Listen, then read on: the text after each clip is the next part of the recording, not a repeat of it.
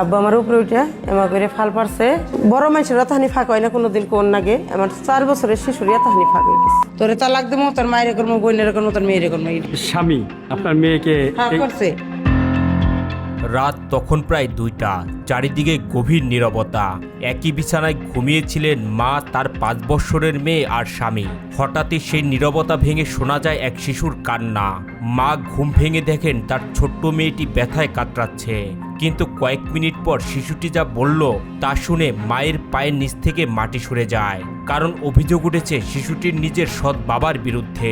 আমি রাত 2:30টার সময় জাগনা পায়ে দেখি যে আমার মেয়ে দাপাইতেছে, নাগাল করে দাপাইতেছে, মাইজা বেড়ে পায়খানা করছে, দাপাইতেছে আর চিহির পাতাছে পেট ধরে।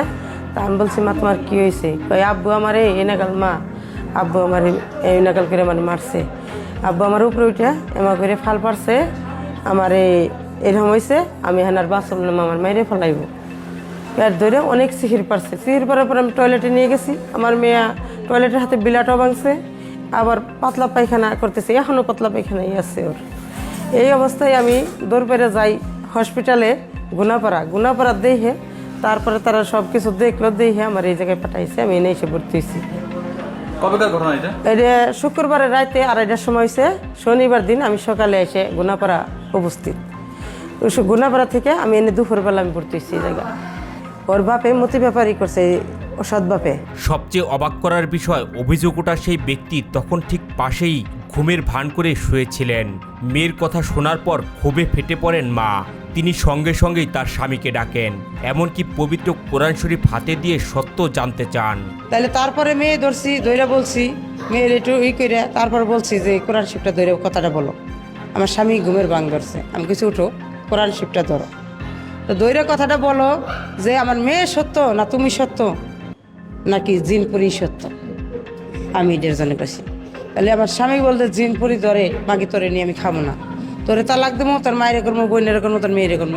এই নারীর অভিযোগ, সত্য স্বীকার তো দূরের কথা, বরং আক্রমণাত্মক হয়ে ওঠেন মতি ব্যাপারী। এই নারী বলেন তাকে মারধর করা হয়, গালাগাল করা হয়, এমনকি ঘর থেকে বের করে দেওয়ার চেষ্টাও করা হয়। ঘরের ভেতর তখন এক ভয়ঙ্কর পরিস্থিতি। আমার বাচ্চার সাথে যখন হইলো তখন কি আমি কি সুস্থ ছিলাম? আমি পাগল হয়ে গেছি। আমি মেয়ের সঙ্গে পাগল হয়ে আমি দৌড় পাইরে আমি মেয়েটারে হসপিটালে কোনে আনছি। আমি তো তখন তার খুনই করতে চাইছিলাম। তখন যদি হে পলাই না আসতো আমি খুন করে জেল কাটতাম। তাতে আমি খুন করতে পারি নাই, তবে সে বাইরেই আইছে। এদিকে শিশুটির অবস্থা আরও অবনতি হতে থাকে, শুরু হয় রক্তক্ষরণ। একজন মা তখন কিছু না ভেবেই মেয়েকে নিয়ে যায় দ্রুত হাসপাতালে। তবে এখানেই শেষ নয়, এই নারীর অভিযোগ এটাই প্রথম নয়। এর আগেও নাকি তার মেয়ের উপর এমন পাশবিক নির্যাতন চালানো হয়েছিল। কিন্তু অপরে যে মেয়েটার হাতে একবার ছাড়া 3বার করছে। 2 মাস আগে মেয়েটার মনে করেন প্রসাবের রাস্তাটা পুইরে এভাবে বাঘ হয়ে গেছে, বুঝছেন? তার মধ্যে মেডিসিন পাওয়া গেছে, মেডিসিন দিয়ে জায়গাটা মনে করেন 4 বছরের শিশু, তখন মনে করেন এতহানি ফাঁক হয়ে গেছে। বড় মানুষের এতহানি ফাঁক হয় না কোনোদিন কোন নাগে, আমার 4 বছরের শিশুর এতহানি ফাঁক হয়ে গেছে। আমি মা ওই নিজে চোখে দেখছি, দুনিয়ার ডাক্তাররা দেখাইছি, আমি হেমতপুর ডাক্তার দেখাইছি, সাভার ডাক্তার দেখাইছি।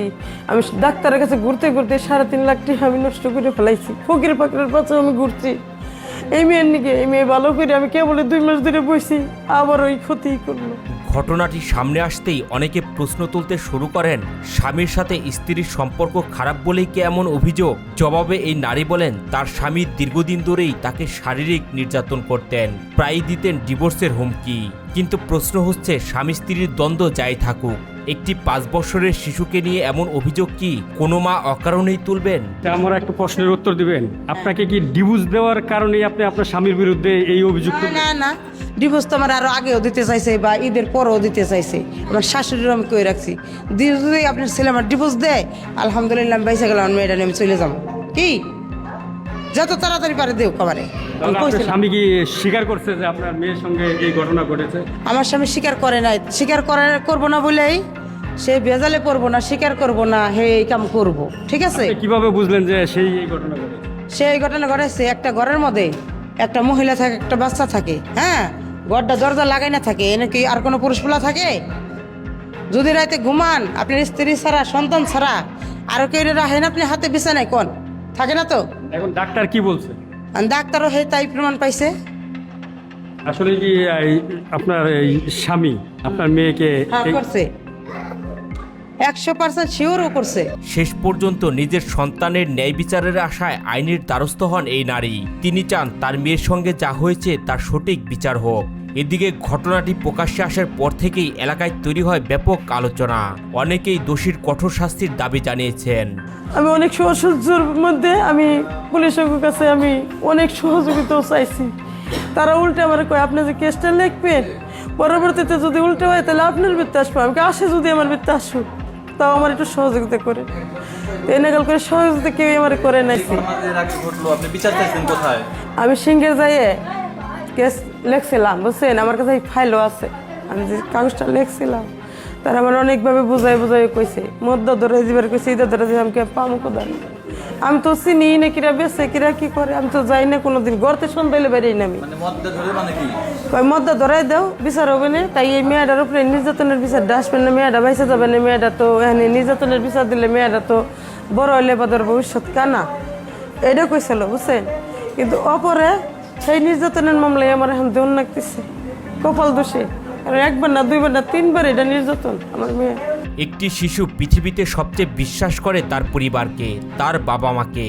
আর সেই বিশ্বাস যদি ভেঙে যায় তাহলে সেই ক্ষত হয়তো থেকে যায় সারা জীবন।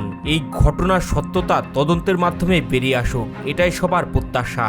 আর যদি অভিযোগ প্রমাণিত হয় তাহলে যেন এমন বিচার হয় যাতে আর কোনো শিশুকে এমন অন্ধকারের মুখোমুখি হতে না হয়। ভিডিওটি নিয়ে আপনাদের মতামত কমেন্টে জানাতে পারেন। ন্যায্য বিচারটা পাই কিসের জন্যে?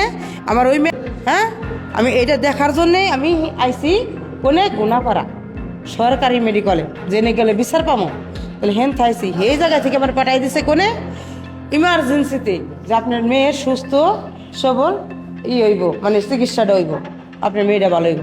তখন আমার মেয়েটা ভালো করার জন্য আইসে এই যে আপনাদের খবরে পড়ে, আমি যে সাংবাদিকের খবরে পড়ি, সেটি খবরে পড়ে কেসটাও আমার হয়ে গেছে, তাই না? আমি তো আপনাদের বলছি, আপনারা শুনতে চাইছেন, আমি বলছি। তাহলে এই কেসটা হ্যাঁ আপনাদের মাধ্যমে হয়ে গেছে। এই কেসে যদি আবার আমার কাছে 10,000 টাকা আবেদন করে ও বা আমার কাছে তখন কি করবো? এই মেয়ের পেটে রেখে আমার বাইরে অ্যাক্সিডেন্ট কেটে ফেলেছিল। তো তারপরও আমি ওই বাড়ি আসছিলাম, আমার মাইরা মাইরা হেসে খেদানোর পর আর সামনে, ওই বাড়ির সামনেই আমাকে জায়গার সাথে আমার এক দাদা থাকে। আমার দাদির হইলে এই ভাই, তার বাড়ি এসে ভাড়া নই, ভাড়া থাইকে মনে করেন 2টা মোবাইল দিয়ে ভাড়া নিয়েছি, হাতে টেকা নাই, একটা করে খেদাই দিছে। তখন আমি খালি যে কটা গয়না বিদেশ টানছিলাম, গয়না কটা আমি খালি পকেটে ফেলাইয়ে নিয়েছিলাম। তাও গয়না, তাও 50 ভরির মতো গয়না আসলাম, খালি বিস্কুট আনছিলাম 21 কিলো টনে। তা আনার পরে ওই গয়না করে আমার হাতে আসলো, তাই আমি চলতাম ফিরতাম। ওই গয়নাটি নিয়ে দেখাইলো, ওই বেটা বিয়ে করবে রাইছিল, বেটার দেখাইছে, দেখানোর পরে বেটা মানে গয়নার প্রতি লোভ হয়ে গেছে বোধে, এই করলো যে পেট শুদ্ধ বিয়ে করবো। তা আমি কইছি না ভাই, আমি বিয়ে বসুম না, আমি রাজি না। আমার 2-3 মাস নিয়ে করতে করতে করতে করতে মানে আমার মেয়ে ওরা কয় নানান তিকে পরে তাকে কথা মতো রাজি হইলে বাদে আমার বিয়ে দেয় ওই বেটার হাতে। 6 মাসের পেট নিয়ে আমি বিয়ে বসি বেটার হাতে।